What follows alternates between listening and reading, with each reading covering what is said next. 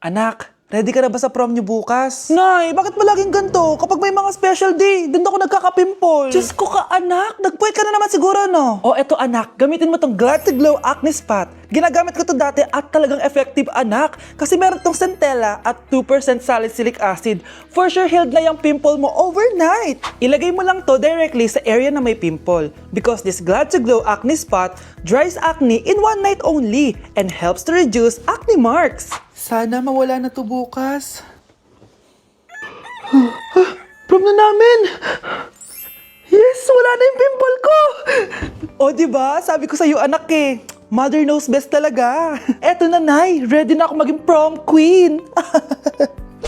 Bilisan nyo, pakatagal nyo. Ma'am, we are the group 1 and... Okay, so, ano yung research topic nyo? Ang research topic po namin ay kung bakit the best vlogger po si Mami Oni. Nice topic. So, bakit nga ba the best vlogger si Mami Oni? Kasi ma'am, tahimik lang siya sa umpisa kahit di mo siya pilitin. Okay, what about the others? Ma'am, malasing mo lang siya, agad siyang sasama. Kahit di mo siya akitin, ma'am. Meron ka bang lemon, ma'am? Lemon? Bakit? Kasi gusto niya tequila. Yun naman pala. Pagkatapos niya mag-shot, sipsipin mo yung dila niya. At huwag mo siyang susubukan dahil buka niyang isusubo. Ito na ata yung pinaka-the best na research. At dahil dyan, tigisa kayo ng iPhone 14. Gusto ko yung nakakapakong malaki.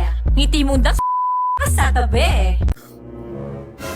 Bes, kaya pa? Parang pasuko na itsura mo. Sobrang dami pala nito, Bes. Grabe, ang fresh mo pa din. Paano yan? Huwag ka maingay, Bes. Eto ang sekreto ko. G2G Perfect Cover Cushion. Perfect talaga to kasi lightweight na and high coverage pa. Oh, tignan nyo naman. May 3 shades to and ang shade ko ay ang custard. Try nating basain yung face ko. Oh, ayan. Ayan. O, diba? Ang hirap tanggalin. Love na love ko talaga to kasi waterproof, long-lasting, and transfer-proof. Plus, skincare infused din to kaya hulas-proof talaga. For only 345 pesos lang to. Wow, ang affordable naman yan, Bes. Bibili ako niyan. O, eto, Bes, sa'yo na to para fresh tayo bukas sa exam. Salamat, Bes. The best ka talaga.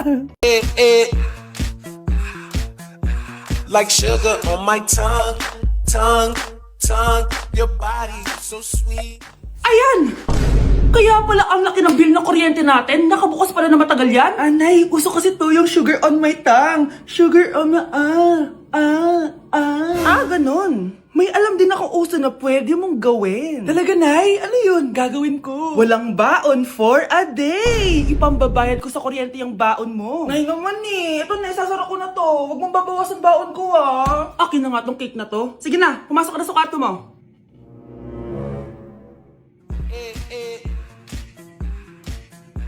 Like sugar on my tongue, tongue, tongue.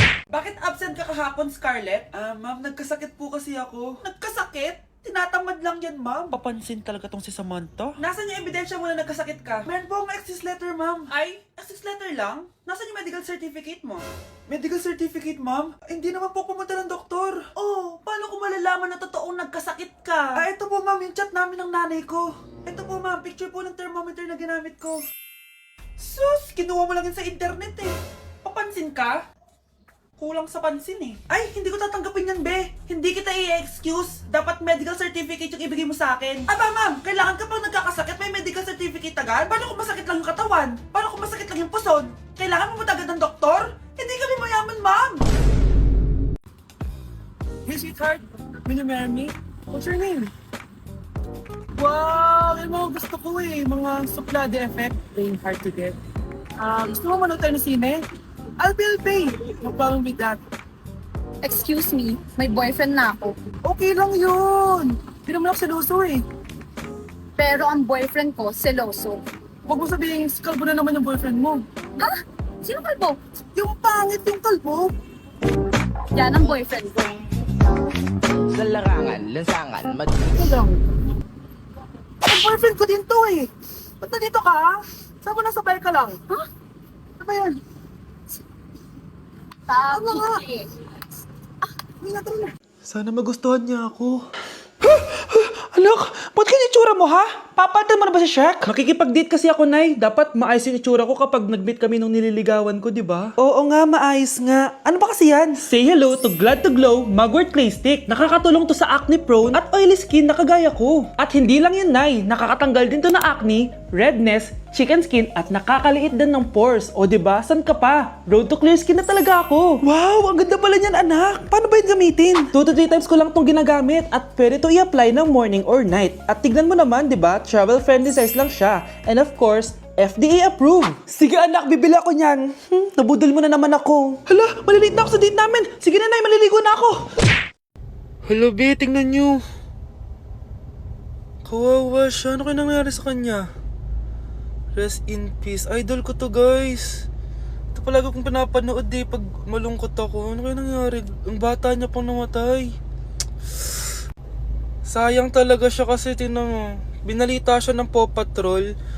Talagang legit to, guys. Nakakaawa siya. Feel ko nalunod siya kasi ito ata yung last picture niya, guys. Tignan niyo, nasa dagat siya. Nakakaawa, guys. Kaya kayo wag kayo magpaniwala sa fake news, no? O, di ba? Buhay pa ako. Walang iya kayo. Pinatay niyo na ako agad. Pag talaga nakita ko tong gumawa sa account na to, kukutusin kita, be, ha? Excited ka mamatay ako. Mauna ka na kaya. Pag pinaluha mo ang nanay mo, tandaan mo, may kabayaran ang bawat luha niya. Isipin mo ito, noong maliit ka pa, ilang beses ka bang umiyak sa gabi? Ilang beses kang nagkasakit at nag-alala siya? Ilang beses kang nagutom at tiniis niya ang sarili niyang gutom para lang may maihain sa'yo? Pero ngayon, sino ang lumuluha? Ah, ganun. Pag sumagot ang bata, bastos agad? Hindi ba pwedeng nagpapaliwanag lang? Hindi ba natin kaya makinig? Lalo na kung ang bata, maayos naman ang pananalita, hindi naman mataas ang boses, hindi naman bastos pag nagpapaliwanag. Ang iba kasi sa atin, hindi naman nila lahat talagang ayaw makinig. Pag nagpapaliwanag ng bata, sure na tayo. Anak, oh, manood ka nitong Cocomelon para malibang ka. Ah, sige po, Nay. Ang cute nila. Quack, quack, but only 4 little ducks came back.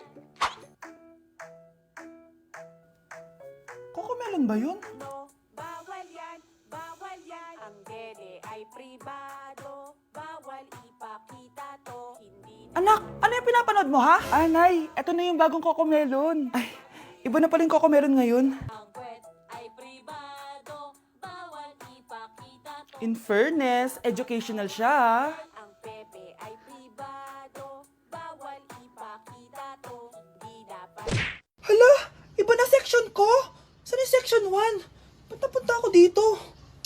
Ito na ba yung section 1? Good afternoon, everyone, especially to all of the panelists, advisors, and especially to our co-researchers who attend this virtual conversation. So, good afternoon, everyone. Namamatay ng dahil sa iyo, ma'am.